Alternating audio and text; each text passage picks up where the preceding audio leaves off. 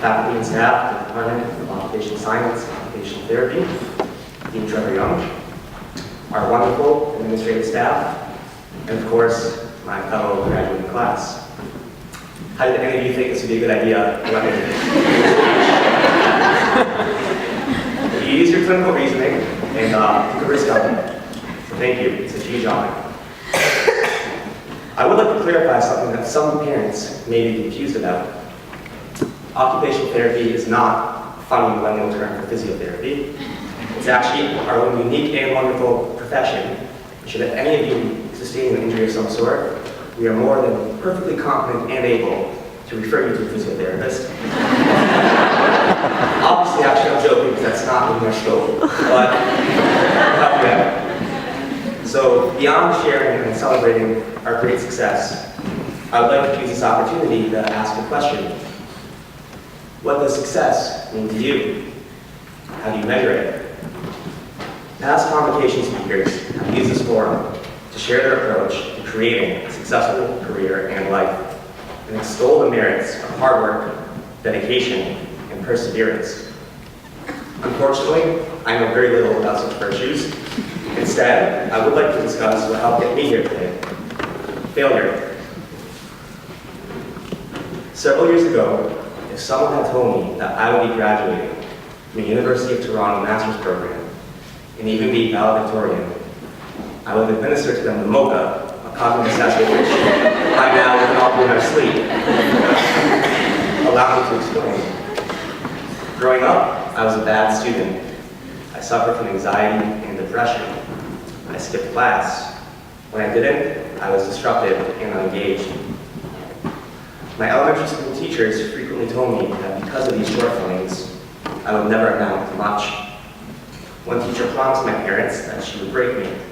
In a way, she did. With her help, I grew to believe that my teachers were right. I would never amount to anything. I held on tight to that belief for much of my young life. I immersed myself in my friendships and my guitar, and a cocktail of antidepressants, and as a result, I did not have many options when it came time to apply for university. Relying on my passion for guitar, I auditioned for a music program and performed approximately none of the pieces that were required for minutes. Surprisingly, I was accepted into the music program.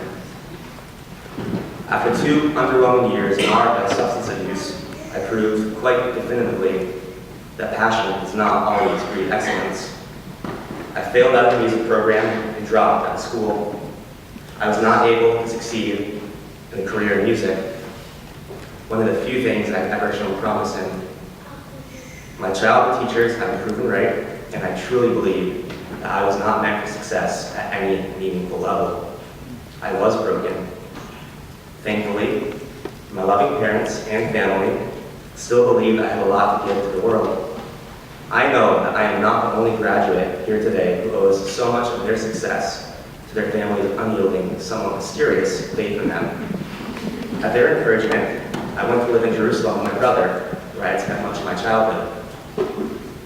Working at an outpatient kindergarten at a children's rehabilitation hospital, I helped treat Jewish and Palestinian children who had congenital conditions or are victims of the violence in the region. There are a few achievements that I am more proud of than having to simultaneously change the diapers of 12 infants with various feeding tubes, IVs, and unending levels of energy. I began to develop a sense of self-worth and a desire to help others. Helping those kids with a better life not only had an immediate effect on their happiness and well-being, but on mine as well. I was hooked. I applied to the Dalhousie kinesiology program to begin a formal healthcare education. 2 weeks before I set to begin at Dalhousie, a night of drinking took a few wrong and irresponsible turns. I made several mistakes. I jeopardized my ability to attend Dalhousie. I'll spare you the details, except that I felt the solid, burying feeling of rock bottom. I had spent the previous year working toward becoming a person I could respect, and I had compromised it again. In an instant, I was the same broken person, failed musician, and disappointed child. Fortunately, I was still able to attend Dalhousie. and had an opportunity to become a person worthy of my family's love and support. This process did not happen overnight. While at Dalhousie, I struggled emotionally. I failed courses, and I made poor decisions in my personal life. However, my time there gave me room to grow. I cultivated relationships and roles which supported me and inspired me to move beyond my failures and apply myself with a tenacity I did not know I had. As I researched more about careers in healthcare, I learned that occupational therapy had the components of healthcare that I had experienced in that kindergarten and had inspired me to make changes in my own life. I applied to several schools. I was rejected by some and put on the wait list for many, including U of T. Somehow, I was accepted into this program. Maybe it was the improvement I made at Dalhousie, maybe it was my wide array of experiences, or maybe it's the application essay that my father written for me. Whatever it is, being accepted.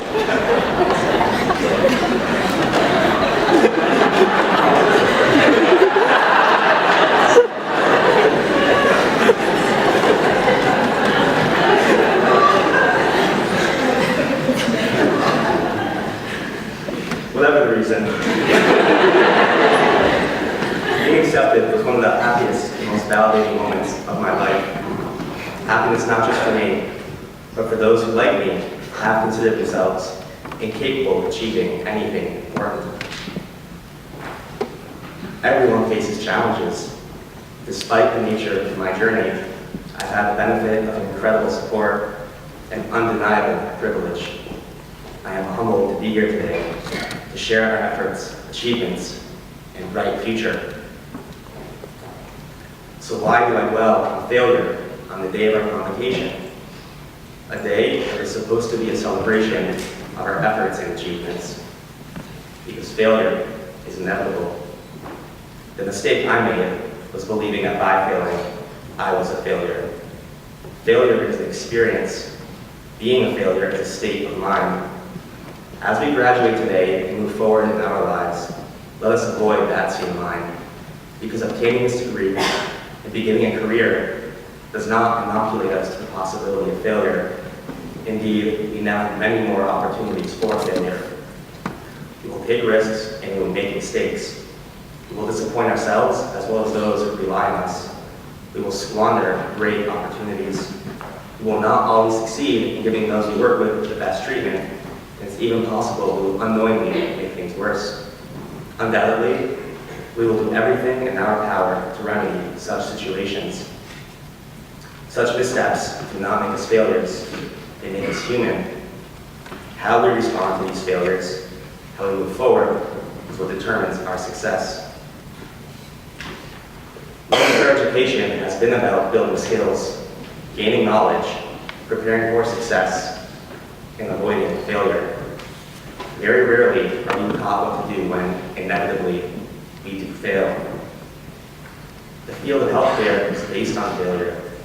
Failure of the body to keep us healthy. Failure of the mind to function at full capacity. Failure of our institutions to provide for us, and failure of our society to support us. We need to be prepared to help our clients be courageous in the face of such failures. We will need to help them to find a silver lining with which to weave their tapestry of hope. This is where the art of occupational therapy truly shines. Because occupational therapy is an art. It expresses both our technical skills and, just as importantly, our imaginative skills. However, art often requires both risk and failure.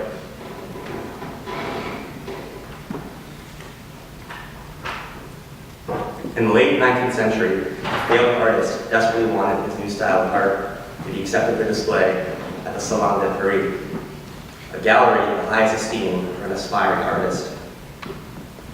During this time, art was mostly modeled after previous masters. But this artist found imitation boring and desperately wanted to bring something new to the world. His paintings were routinely criticized as inadequate and unskilled. At the brink of despair, he decided to take a risk and open his own art gallery. The art gallery was a huge success and solidified the movement we today know as Impressionist art. The artist's name is Claude Monet. Monet chose to move forward from his failures. He rejected the notion that just because something is different from the norm, it holds no value. Rather than see it as a barrier, Monet used his rejection as an entrepreneurial opportunity. He had faith in his ideas, the drive to execute them, and despite his initial failure, enough chutzpah to risk going against the grain. I cannot tell you that all risks are created equal. In fact, given the opportunity, I'm sure that our parents would be quite willing to list all of our unwise risks and their financial costs. There are differences between the risks I took by improvising my guitar edition, the risk that compromised my beginning at Dalhousie, and the risk I took when I joked that my dad wrote my application essay. I did not know it at the time, but my guitar edition was my own Monet moment. I knew what the masters of the school wanted to hear. I knew every other auditioning student would be playing those pieces, and I knew that by playing them, I would not reflect the kind of musician that I was or wanted to be. Our strongest tool as occupational therapists, and my favorite part, is our ability to be uniquely ourselves. The science of occupational therapy gives us the powers of valid assessment and reliable treatment, but the art of occupational therapy gives us idiosyncrasy. Art is a reflection of who we are, incubated by the warmth of our imagination. The more art we allow into our practice, the larger our potential for strong therapeutic relationships will be. Our imagination will allow us to find creative solutions to complex issues. Our ability to think abstractly will allow us to tackle dynamic human risk, and risk is scary. However, we expect our clients to come prepared to fight through pain, to push through fatigue, and persevere through the emotional and psychological toll of emotional loss. Such acts in themselves are risks. And if we expect our clients to take such risks for us, then we need to be ready to take such risks for them. The merits of an active imagination and creativity are aptly described by an author who knows a lot about both success and failure, J.K. Rowling. Imagination is not only the uniquely human capacity to envision that which is not, and therefore the foundation of all invention and innovation, and its arguably most transformative and revelatory capacity. It is the power that enables us to empathize with humans whose experiences we have never shared. In this program, we have grown to know each other. We have learned together, studied together, succeeded together, and stressed out together. With our study groups, mentor groups, and interprofessional activities have reinforced time and time again is that to accomplish something great in this field, it needs to be done together. Enabling our clients requires more than what any of us can individually bring to the table. Yet, we still must bring ourselves to that table. In my first placement, I would spend the last 5 minutes of every therapy session throwing a tennis ball with a client who used to play tennis. He told me that of his hours of therapy each day, these were the most meaningful and effective. When reporting on his client rounds, I made sure to emphasize how well the tennis ball throwing was going. The physiatrist looked at me quizzically, probably wondering why the student was throwing tennis balls at his stroke patient. But I had learned from that client the importance of an imaginative mind, a mind that is open to treatments which are sometimes surprisingly simple and dauntingly risky. Such Monet risks are essential to our growth as clinicians.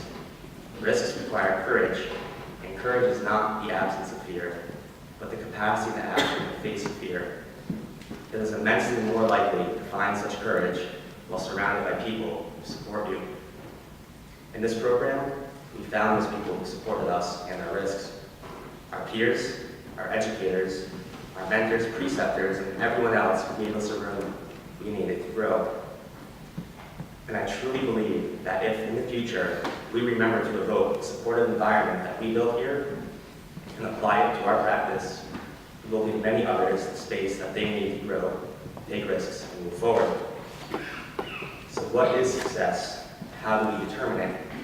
How will our clients determine it? This answer will change throughout our lives and careers. It is safe to conclude that failures and successes will rarely exist independent of one another. So let us appreciate the successes today and all the failures that got us here. 3 years ago, we were strangers, all with our own unique experiences and stories. 2 years ago, we were new classmates, navigating study group scheduling conflicts and ethics papers. 1 year ago, we were all survivors of our fall semester. And 2 months ago, we were unemployed and undergoing a massive existential crisis. And today we are graduates from the University of Toronto Occupational Therapy Master's Program. And I think that's pretty neat. So let's take a moment and breathe it in. Feel free, feel light, feel full. These moments do not happen often. From the bottom of my heart, I wish you all full lives and successful failures. Thank you. Congratulations.